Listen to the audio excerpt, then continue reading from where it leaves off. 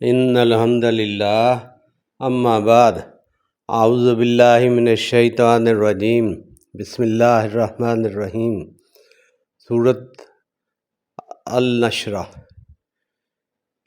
الم نشرح، کیا نہیں کھول دیا، لکا آپ کے لیے، صدرکا آپ کا سینہ۔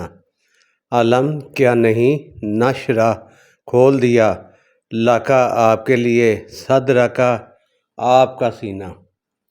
ووضعنا اور ہم نے اتار دیا، عنکا آپ سے، وزرک آپ کا بوجھ۔ ووضعنا اور ہم نے اتار دیا، عنکا آپ سے، وزرک آپ کا بوجھ۔ الذی وہ بوجھ جس نے، انقضا توڑ دی، ظہرک آپ کی پیٹھ، آپ کی پشت۔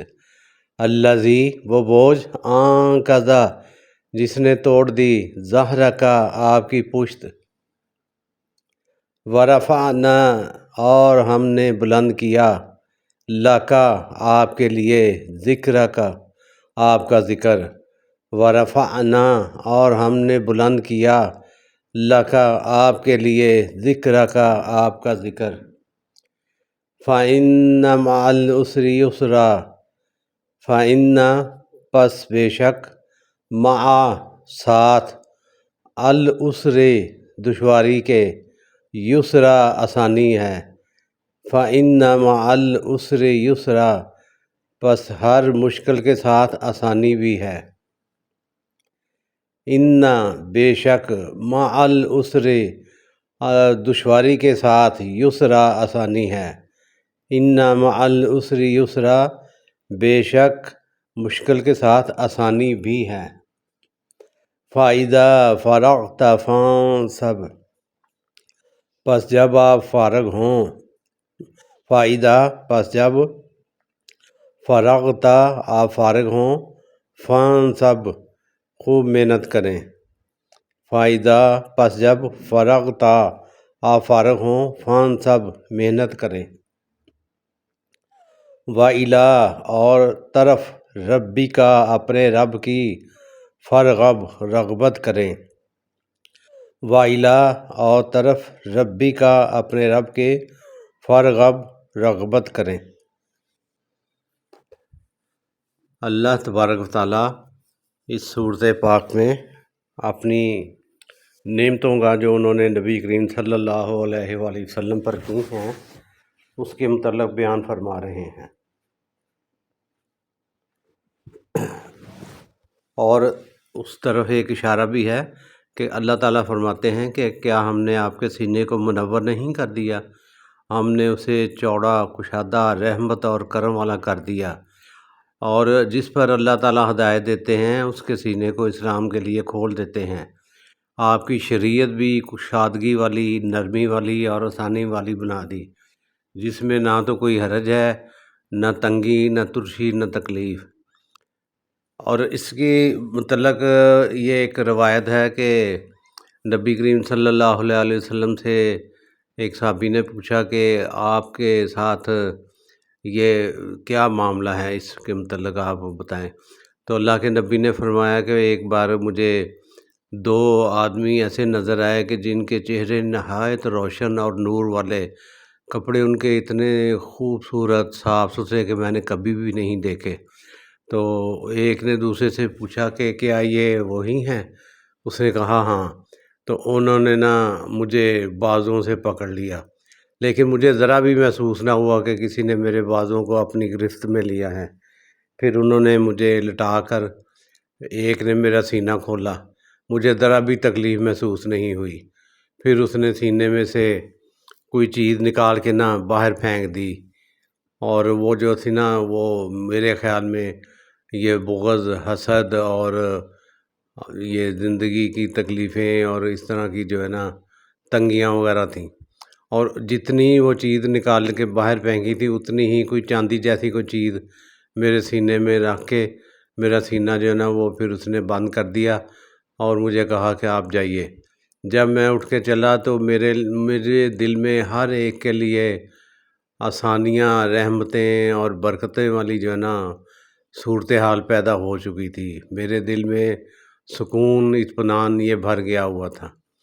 تو اسی کی طرف اللہ تعالیٰ اشارہ کرتے ہیں کہ آپ کے دل میں جو دنیا کی تکلیفوں کی وجہ سے پریشانیاں تھیں، کافروں نے جو آپ کا جینا حرام کیا ہوا تھا، آپ کے لیے تکلیفیں پہنچاتے تھے، ہم نے وہ ختم کر دیں۔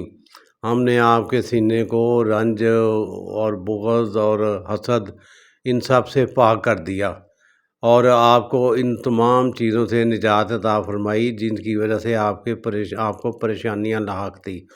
اور ان کے بعد ایک سب سے بڑا جو اللہ تعالیٰ کا انعام ہے ہمارے نبی پر، وہ یہ ہے کہ اللہ تبارک و تعالیٰ نے ان کا ذکر بھی بلند کر دیا۔ تمام نبیوں سے زیادہ ہے ان کا ذکر۔ جیسے ہم کلمہ پڑھتے ہیں، اس میں بھی اللہ کے ساتھ نبی کریم صلی اللہ علیہ وسلم کا ذکر ہے۔